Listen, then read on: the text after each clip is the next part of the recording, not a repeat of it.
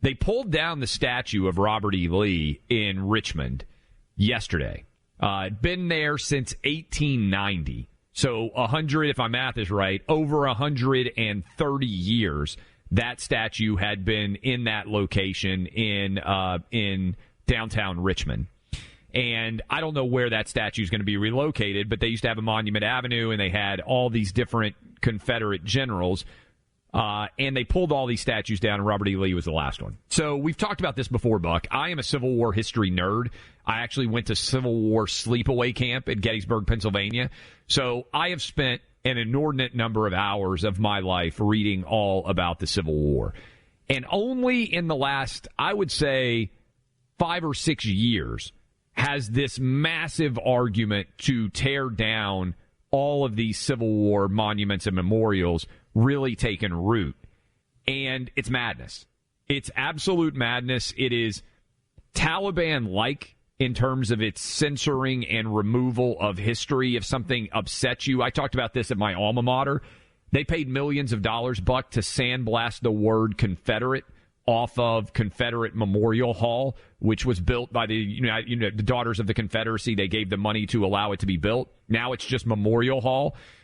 But wherever you lived, I think this is important, and I think a lot of people need a history lesson, and this is not going to surprise people that we have a real woeful lack of knowledge about history, particularly American history in this country.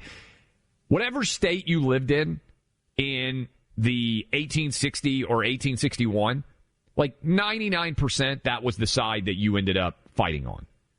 So this idea that there were people making choices on whether they were in the North or the South and where they were going to fight based on larger societal issues, if your state seceded, you fought for the South because that's where you lived, and people really didn't leave their states. They were like countries, and that's how you ended up. Your allegiance was a geographic reality, not some sort of good versus evil modern-day Civil War Disneyfied fairy tale, which is what so many people want to believe. So this idea that by tearing down statues, we're making America in any way better, and this is where Trump was right in a big way, because he said it doesn't end here. Oh, my gosh, and Clay, you've seen it. I live close, a close walk to Columbus Circle here in New York City. And as of, I haven't walked by it maybe in a couple of weeks now, but as of a couple of weeks ago, there is still a big metal barricade fence around Columbus Circle, and there are NYPD units. Sometimes they're in substantial numbers. I've seen as many as over 100 officers there when it's near Columbus Day. But there are people who have to be there on constant watch because there's a real fear that the Antifa lunatic left is going to come in and deface and or maybe even destroy and topple this statue of Christopher Columbus in Columbus Circle in New York. Remember, it always happens this way too. It started out with the Confederate monuments back in July of 2020. That's when all this got going. There was someone shot at a statue of Juan de Oñate, I believe it was in New Mexico, who was a Spanish conquistador that, let's be honest, 1 in 1,000 people max That's in too this high. country. Yeah, that might be too. Know who Juan de Oñate is? I have no idea. Yeah. But they're always, it's a genocide, conquistador, all this. They were going after Junipero. I'm forgetting. There was they tore down a statue of Abraham Lincoln in Illinois, the land of Lincoln. They tore down statues of Ulysses Grant. They tore down statues of George Washington. They were going to go after Andrew Jackson if the president hadn't been able to try to defend the Andrew Jackson statue in Lafayette Park. Protesters ripped down, this was from the Sacramento Bee, protesters ripped down a statue of Junipero Serra. There was Juan de Oñate and there's Junipero Serra. I had to get. He was the guy he was a missionary who established Spanish missions in California. Clay, being a missionary at that point in time was imperialism and white supremacy, and therefore they have to tear down that statue too. So priests, I mean, they actually tore down at one point a statue of Gandhi in the UK. I mean, they went for they were tearing down statues abolitionists in some places, because I think that was actually, they just didn't know. They thought, oh, it looks like a guy from the Civil War. It's Right. He was a guy fighting to end slavery. But anyway, they don't care. Well, Lincoln and Grant kind of had something to do with the North winning the Civil War, and their statues got torn down as well. And it's I looked at the pictures because I was actually curious as they took down the statue. Who do you think was standing around the statue celebrating? Well, I mean, I know they were chanting. There was a BLM chant as the statue came down. Mostly white people showing up at the Robert E. Lee statue to cheer the fact that it was being torn down. Yes. And this is like the white liberal who has bought into the idea that they are the savior, right? The white liberator. It is.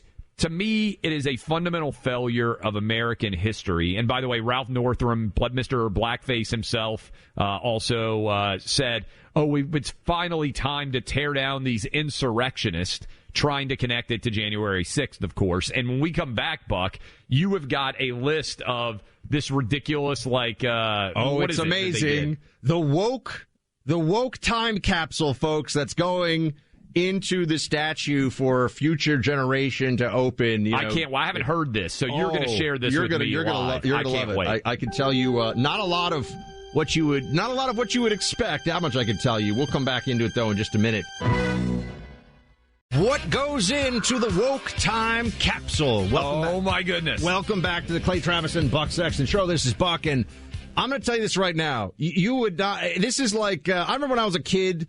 And I went to a Catholic school here in New York, and when we were really little, like first grade, kindergarten, there was a jelly bean jar, and we played a game where you had to guess how many jelly beans, and if you got like close enough to the number, you'd get the whole thing in jelly beans. Yeah. I could tell you right now. We also had I had one teacher who used to throw Starburst to you if you could get random bits of sports trivia, usually baseball.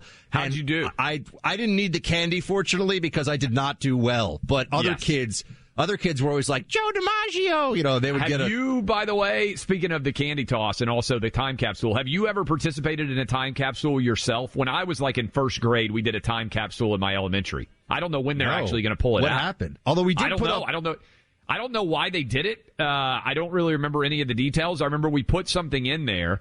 And I still remember, like, the time capsule being, put somewhere underneath the school. Right. But I don't know when they're actually going to pull it out. I remember thinking that I would be alive when it happened, but I'm not sure what's actually in there. We have a photo of you that went up on clayandbuck.com was that your high school graduation photo? You had sort of long behind the ears hair of like the guy playing bass from Stone Temple Pilots or like Soundgarden or something. It was I looked a little bit like Gavin Rossdale, if you remember him from Bush. The super handsome lead singer of Bush. No. Huh? I mean, look hair. at this.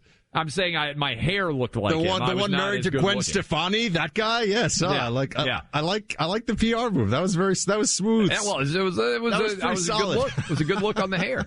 So back to the time capsule now. Now we've told you more you ever need to know about our grammar school days.